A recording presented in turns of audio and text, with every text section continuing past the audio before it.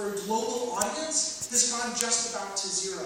So there's a level playing field here now that you can compete on a global basis with everyone else, including companies in Silicon Valley.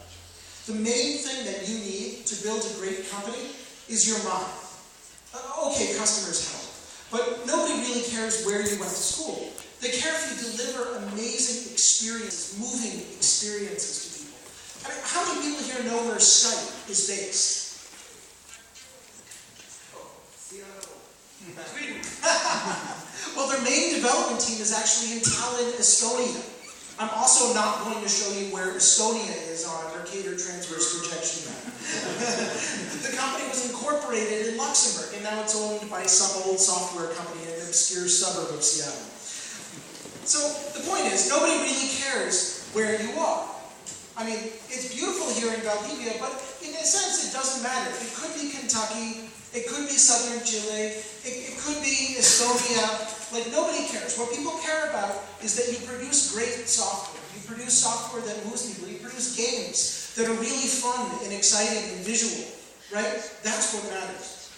I've heard some worry that people here in Chile are worried that their country is too far behind the United States. But let me tell you, the United States is not as far ahead as you think.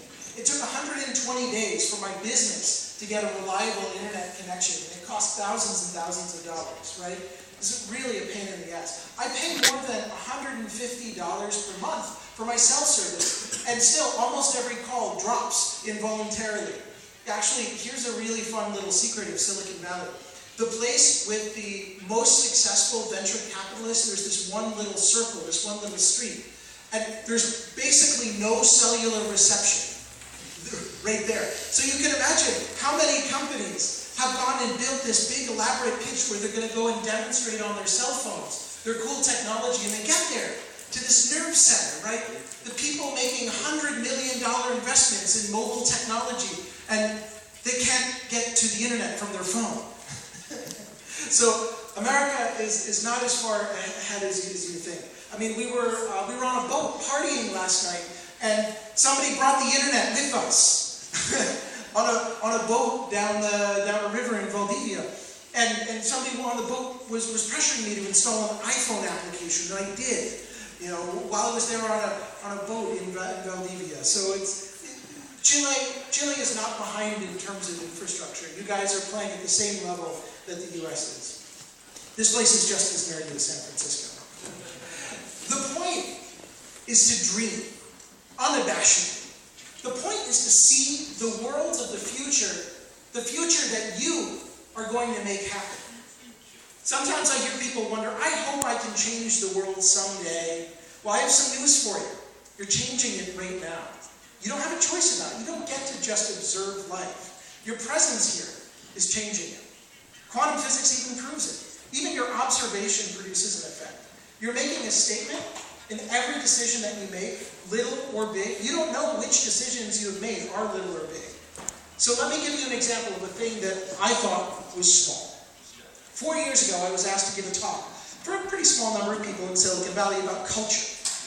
And you'll discover that a lot of people in Silicon Valley are pretty boring because they will all tell you the same thing.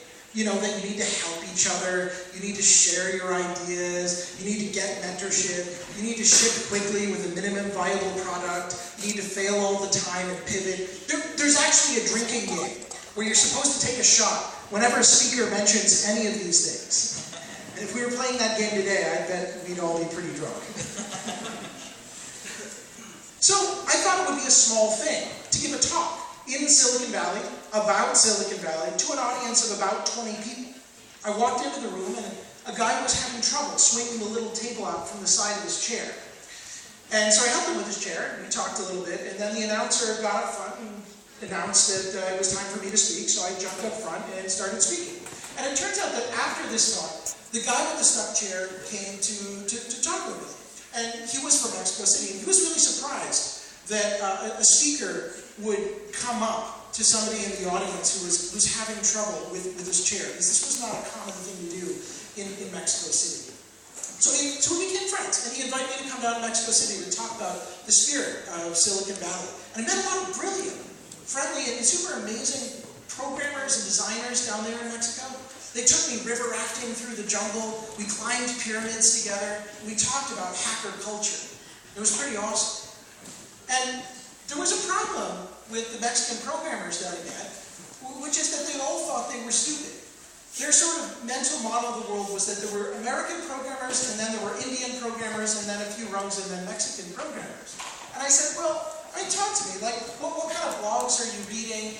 You know, what kind of languages do you find appealing? Like, show me what you're working on. And it was all totally top-notch. Totally the sort of stuff that you would see from a cutting-edge Silicon Valley startup. I said, do you think that the packets take 2 years to cross the border? Like, we're on the same page here. And so I said, you guys are not stupid, and they were pretty surprised by that. And so they started throwing these hacker parties that I helped start in Silicon Valley called Super Happy Dev House. And pretty soon they were actually throwing more of these hacker parties in Mexico than we were throwing in the United States. More than 20 cities now across Mexico are throwing these programmer meetups. And just to be clear, when I say hacker, I don't mean people who break into other people's email and create viruses. I mean people who create because they love creating, because they can't help but create. So these Mexicans really got my attention. And I started to see that there was a movement afoot in Latin America, that there's a huge market that's awakening here, with great design, great engineers, and a population that is young and has cell phones. And Facebook. And so I told my Mexican friend that I thought it would be really cool to bring together some mentors from Silicon Valley and a little bit of money to help Mexican entrepreneurs build great companies. And I thought we'd call it, I don't know, Mexican VC. I checked to see if the domain name was available, mexican.vc, and sure enough it was. So we launched the program, and we actually had 75 companies apply. We interviewed 15 of the companies. We ended up picking 8 of them to apply, to be part of our program, and all 8 accepted. So we're helping these guys build cool companies. Actually, a number of them are right now in an apartment in Mexico City, hacking away, like listening to dance music as they code until like 3, 4, 5 in the morning.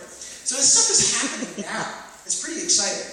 And it's not just about Mexico, of course. You know, Chile has got an awesome reputation in Silicon Valley. You know, hiking, wine, startup Chile. there's actually a billboard now on 101, which is the main highway that runs up and down Silicon Valley, that is encouraging programmers from Silicon Valley to move to Chile. That's saying, like, you could hack from Chile.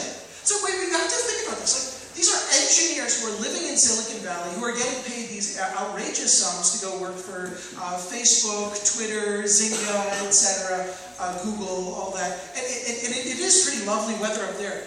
But Chile is so compelling that there was a thought that we could put this on a billboard and it would make people excited. That they would leave Silicon Valley and come down to Chile, because Chile is that cool, right?